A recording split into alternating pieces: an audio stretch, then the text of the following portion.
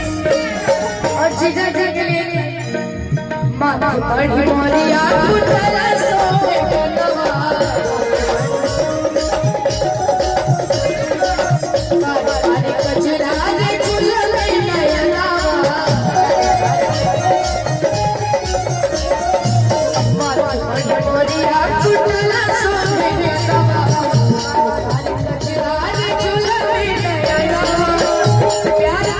दिल का सुख लाई के प्यार से प्यारा दिल से लाई के प्यार से चारों दुनिया रे बाबा